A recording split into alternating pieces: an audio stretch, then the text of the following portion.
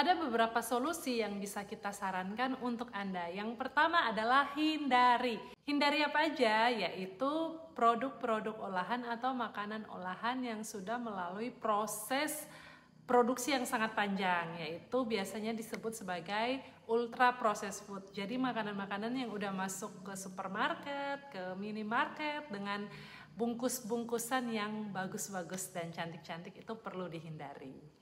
Lalu yang selanjutnya adalah makanan yang mengandung gula sederhana atau gula tambahan seperti gula pasir, gula Jawa, gula batu, gula aren, maupun gula jagung. Oke, jadi segala jenis gula-gula tambahan ya. Betul. Mau apapun itu kan ada yang sering bilang gula Jawa aja lebih sehat, padahal itu ya sama aja. Jadi hindari gula-gula yang sifatnya gula sederhana. Betul. Yang ketiga adalah hindari makanan yang tinggi lemak, tinggi garam, tinggi kolesterol. Ini biasanya ada pada makanan-makanan junk food atau makanan cepat saji. Ini kita temui juga, misalnya kita sering jajan di luar. Jadi kurang-kurangilah jajan di luar. Lebih baik masak sendiri aja. Hindari juga atau kurangi juga konsumsi tepung-tepungan. Tepung apapun itu ya. Jadi tepung putih, pokoknya makanan-makanan yang mengandung tepung. Mie juga termasuk, karena mie itu mengandung tepung yang tinggi. Yang selanjutnya adalah hindari makanan yang mengandung pengawet, pemanis, perasa, dan pewarna sintetik. Oke, jadi makanan-makanan yang tidak alami ya. Kalau mau yang manis-manisan ya itu yang dari bahan makanan alami aja. Nah, yang selanjutnya adalah buah-buahan yang tinggi gula. Jadi ini perlu kalian perhatikan ya, kalau sudah diabetes apalagi konsumsi obat, kalian nggak bisa sembarangan konsumsi buah yang gulanya tinggi. Betul. Walaupun dalam konsepsi banyak orang bahwa buah itu sehat, tapi ada buah-buah yang kadar gulanya itu tinggi yang perlu kalian hindari. Dan energinya juga banyak, misalnya apa? Duren, nangka, kemudian mangga, anggur, itu jenis buah-buahan yang tinggi kandungan gulanya. Dan juga hindari makanan yang diasap karena bisa merusak sel beta pankreas kita. Oke, jadi kalau sekarang tuh lagi kekinian ya, misalnya sei apa, ya pokoknya yang diasap-asap lah gitu. Daging-dagingan atau ikan yang diasap itu tuh ternyata bisa memperparah kerusakan pada sel pankreas kita. Jadi pankreasnya semakin nggak bisa produksi insulin kalau kita keseringan atau makan makanan yang seperti itu.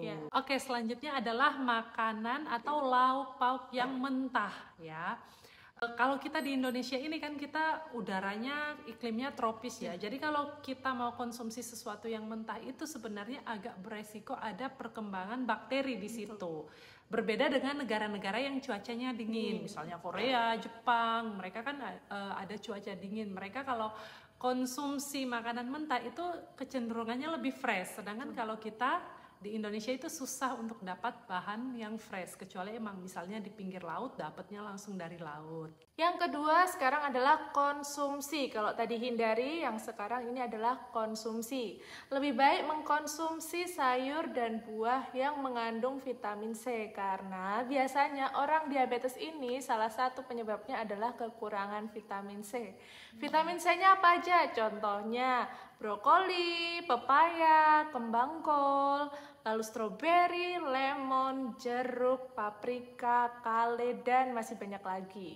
Oke, tapi kalian harus mengutamakan sayur-sayuran ya. Jadi perbanyak sayurannya, bukan buah-buahannya. Kalau mau konsumsi buah itu maksimal sehari 160 gram aja. Karena kalau buah ini ada kandungan manisnya, ada kandungan fruktosanya. Sedangkan kalau sayur ini tinggi vitamin dan kandungan serat. Jadi selalu utamakan sayuran. Berikutnya adalah konsumsi makanan yang mengandung koenzim Q10. Koenzim Q10 ini fungsinya untuk meningkatkan kontrol gula darah dan juga mencegah terjadinya resistensi insulin. Ini pada makanan yang apa aja? Contohnya daging, hati, kembang kol lagi ya, kembang kol banyak manfaatnya, bayam, stroberi, dan lain-lain. Lalu yang selanjutnya adalah mengkonsumsi makanan yang mengandung zinc.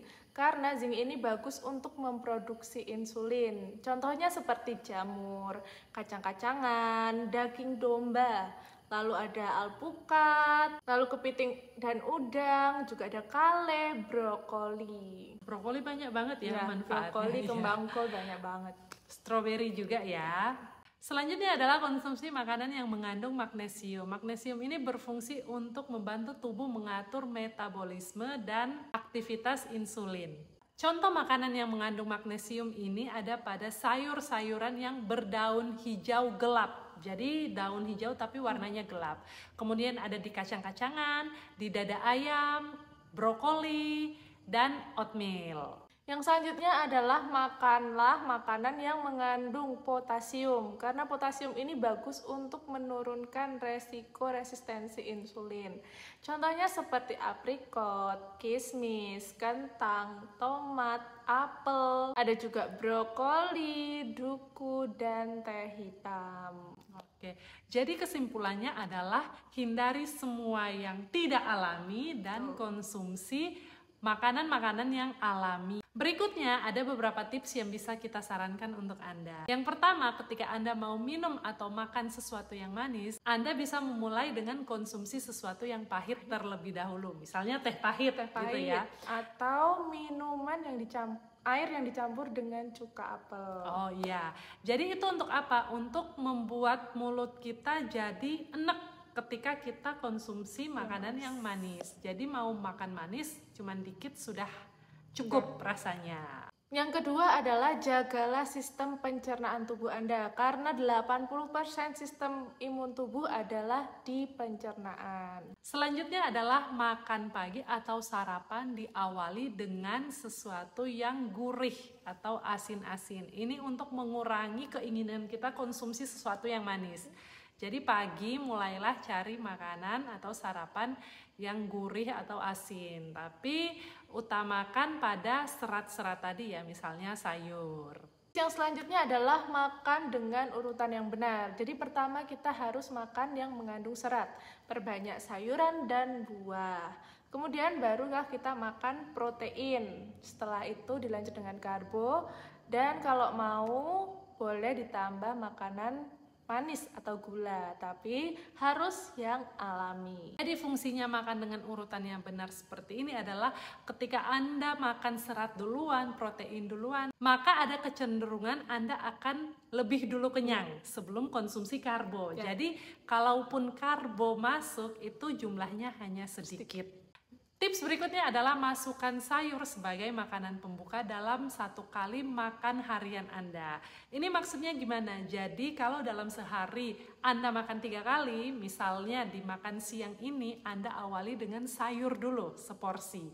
Bukan sayur yang dicampur dengan karbo dan lauk, tapi sayur dulu seporsi, dihabiskan sayurnya, baru kemudian Anda makan lauk dan sayur beserta tambahannya. Tips yang selanjutnya adalah utamakan makanan karbo kompleks. Seperti apa? Contohnya adalah nasi merah, kentang, ubi, jagung, oats, dan nasi coklat. Oke, jadi karbohidrat kompleks. Sebisa mungkin hindari karbohidrat sederhana. Contohnya roti, nasi putih juga ya. Kalaupun makan nasi putih mungkin dalam jumlah yang sedikit saja.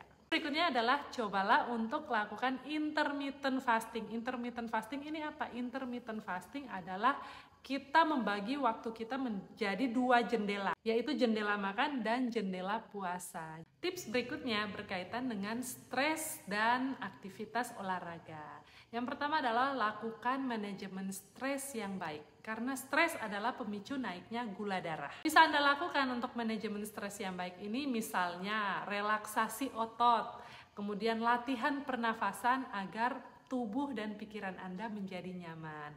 Anda juga bisa melakukan hobi yang Anda sukai sehingga bisa memicu munculnya hormon yang membuat Anda bahagia.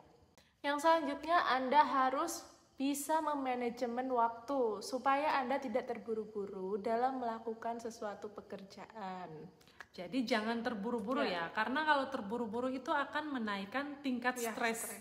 juga. Berikutnya yang tidak kalah penting adalah istirahat yang cukup untuk mengembalikan kesegaran tubuh dan pikiran Anda. Istirahat minimal 8 jam dalam sehari. Yang selanjutnya Anda bisa membuat jadwal aktivitas rutin setiap hari. Contohnya seperti olahraga 30 menit sebelum melakukan aktivitas Anda. Lalu juga Anda bisa membuat jadwal atau checklist harian agar Anda bisa melihat progresnya per hari. Catatan tambahannya adalah tetap konsultasikan dengan dokter untuk diet, hindari yang tadi di awal, maupun makanan-makanan yang akan Anda konsumsikan. Karena segala sesuatu, baik itu nutrisi, yang makro maupun mikro, itu tidak boleh terlalu berlebih dan tidak boleh juga kurang. Jadi harus cukup, sehingga Anda tetap perlu melakukan konsultasi dengan dokter. Yang terakhir adalah lakukanlah terapi stem cell. Apa itu terapi stem cell? Jadi terapi stem cell ini adalah salah satu terapi yang sedang banyak dilakukan oleh dunia medis atau kedokteran. Terapi ini dipercaya bisa menyembuhkan berbagai macam penyakit degeneratif atau penyakit-penyakit yang katanya tidak ada obatnya, yaitu termasuk diabetes. Kalau kita tahu diabetes ini kan katanya adalah kondisi seumur hidup. Namun ternyata dengan terapi stem cell ada orang yang bisa sembuh dari diabetes. Apa itu terapi stem cell? Silahkan tonton di video selanjutnya.